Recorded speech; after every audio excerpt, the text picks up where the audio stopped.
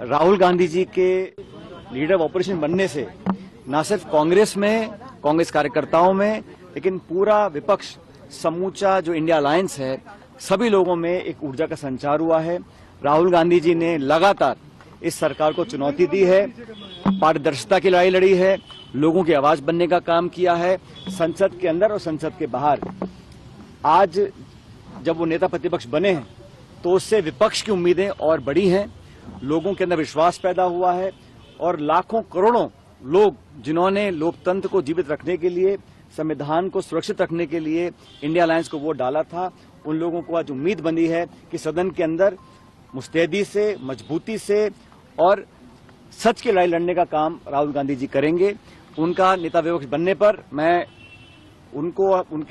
समझता हूं जो आने वाली भूमिका होगी उस पर सब लोग नजर बनाए हुए हैं और पूरा देश आज उम्मीद करता है कि हम सब की बात को रखने का वो काम करेंगे। राहुल गांधी जी के नेता प्रतिपक्ष बनने से न सिर्फ कांग्रेस को ताकत मिलेगी, लेकिन उस सोच को ताकत मिलेगी जो सोच इस देश में अमन, चैन, प्यार, भाईचारा और संविधान को सुरक्षित बनाने का काम करना चाहती है। सरकार का जो रवैया रहा, मैं मानता हूं कि वो सही नहीं था। अभी इस पे अंतिम निर्णय नहीं हो पाया है कि आगे क्या होगा, लेकिन परंपरा ये होती है कि अगर स्पीकर बिना चुनाव के चुना जाता है तो डिप्टी स्पीकर का पद विपक्ष को दिया जाता है। जब यूपीए की सरकार थी तब डिप्टी स्पीकर हमेशा विपक्ष के पास था। मुझे पता नहीं है कि इसमें अंतिम क्या निर्णय लिया गया है, लेकिन स्वच्छ परंपरा ये रही है, जब यूपीए के कार्यकाल था तो स्पीकर सत्ता पक्ष का था और डिप्टी स्पीकर विपक्ष का था। लेकिन इस सरकार का जो गठन हुआ है ये एक मिलीजुली सरकार है और किसी भी दल को पूर्ण बहुमत नहीं मिला। और भाजपा जब चुनाव में गई थी तो 303 सांसद उनके थे, आज वो 240 पे हैं, तो लगभग 65 सांसद बीजेपी के कम हुए हैं। कांग्रेस पार्टी के 55 सांसद थे, 54 सांसद थे, आज 102 सांसद हैं, तो हमारा संख्याबल दुगना हुआ है।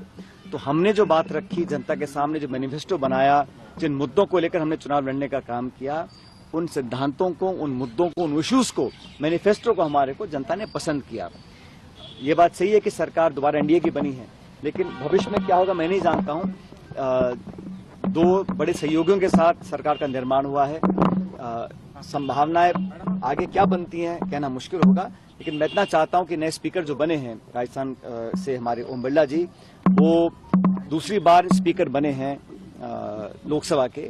मैं उम्मीद करता हूं कि वो, जैसा राहुल गांधी जी ने कहा, कि वो निष्पक्षता से काम करेंगे और स्पीकर होने का जो दायित्व होता है उसका मतलब होता है कि प्रत्येक दल को, प्रत्येक सदस्य को बराबरी का मौका मिले और विपक्ष को अपनी बात रखने का पूरा जो उनका दायित्व है उसको पूरा करने का उनको अवसर प्रदान करें। मैं उम्मीद करता हूं कि उनका कार्यकाल कामयाब रहेगा, लेकिन विपक्ष को, खासकर उन लोगों को जो अपनी बात रखना चाहते हैं सदन के अंदर, वो खुलापन उनको महसूस होगा ओम बिरला जी के कार्य।